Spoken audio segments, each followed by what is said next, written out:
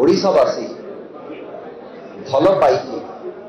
निरंकुश भाव एते वर्ष धरिकी जनमत दे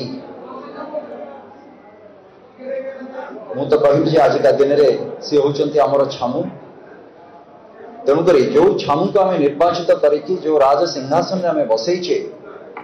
तांकर से मातृभाषा प्रति जो दरदर कथा ये हूँ तार कथा तो नुहे ये हूँ प्रत्येक ओडिशावासी व्यथा। आज जो विषय रे आम एकाठी होइछे ये गोटे बहुत गुरुत्वपूर्ण विषय एवं ये प्रश्न मु भावुची जे आपण मन भितर प्रत्येक ओडिया बा ओडिशावासी मन में निश्चित भाव ये प्रश्न कोठी ना कोठी रही हृदय भी खाली प्रश्न तो रही हृदय से व्यथा टिकक भी रही। आज जो प्रसंग से हूँ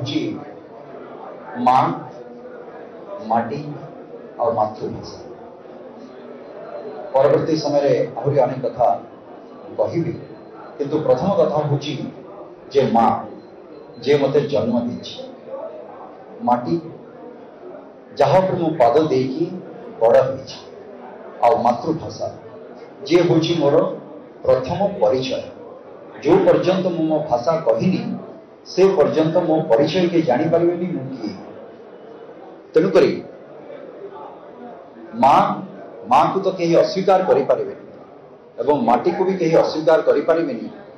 जे मो माँ किए मो माटी किए किंतु मातृभाषा सतरे मु चाहूँगी कि ये मातृभाषा मोर परिचय हो कि नहीं ये हूँ सबुठ बड़ प्रश्नवाची आजिका दिन में एवं से मातृभाषा को लेकिन आमर अस्मिता आमर स्वाभिमान जदि मो मो मातृभाषा मु कहि पारुनी बा मो मातृभाषा प्रति मोर से स्नेह ममता दरद नहीं ताहले मोर अस्मिता कोठी रहिला मोर स्वाभिमान कोठी रहिला ये हूँ प्रश्न। आपण माने समस्ते जानिछंती ए को परिप्रेक्षी रे मु ए कथाटी कहूछि जहाँ को ओडिशावासी भल पाई निरंकुश भाव एते वर्ष धरिकी जनमत दे मु तो कहि आजिका दिन में सी होचंती आमर छामु तेणुक जो छामु को आम निर्वाचित करके जो राज सिंहासन आम बसईचे तांकर से मातृभाषा प्रति जो दरदर कथा ये हूँ तार कथा तो नुहे ये हूँ प्रत्येक ओडिशावासी व्यथा जे कि आज भी दीपद कथा कहवाई इंग्राजी भाषार वा जहाँ को आम रोमन इंग्लिश कहू ताहार साहाय्य सहयोग नहीं से कहते एवं ताठू बेसी दुख और परितापर विषय मते भी कष्ट होती मो भावुची आपण मानक भी कष्ट हो प्रत्येक ओडिशावासी को भी सेटा कष्ट होती गभीर आघात भी देछि। ए निकट अतीत आमर उत्कल दिवस जाइछि उत्कल मणिकर जन्मस्थान कर्मस्थान मुख्यमंत्री प्रतिनिधि भाव जहाँ को पठा होता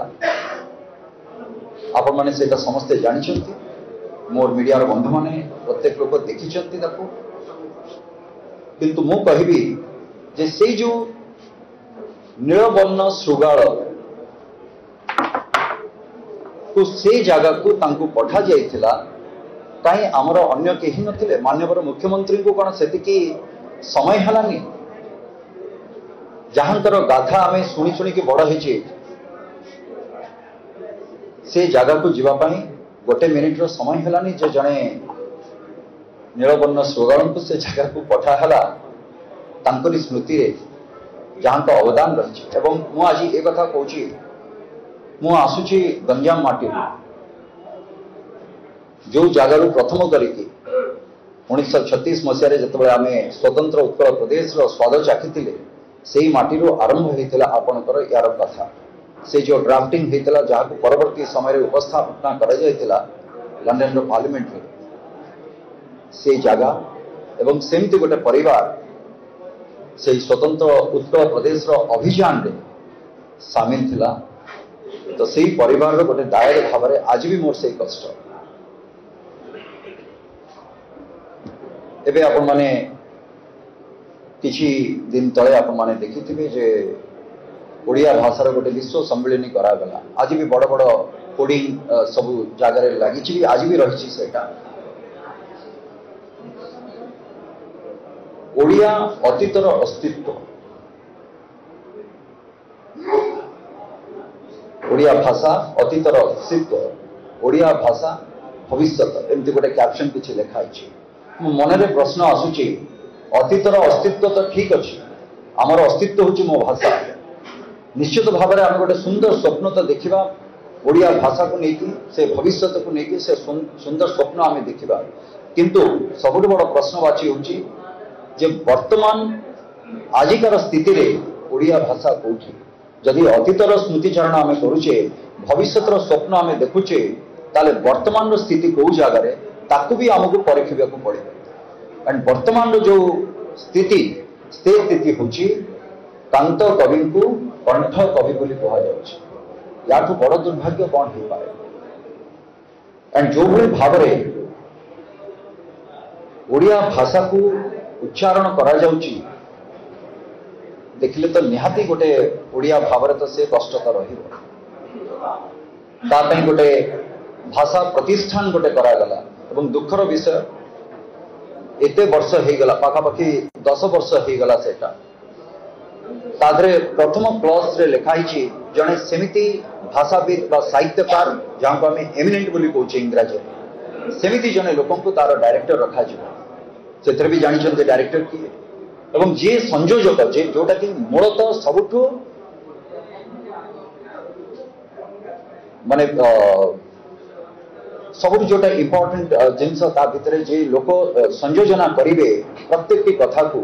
आमर डायरेक्टर को लेकरी भाषा सहित बा अन्य भाषाविद सहित से संयोजकर पद सह संयोजकर पद सेबेठू आज पर्यंत खाली रही ताले संयोजना करुची किए संयोजक किए ये प्रश्न भी आसूची बाकी रहा धन्यवाद तो निश्चय आम जनइबू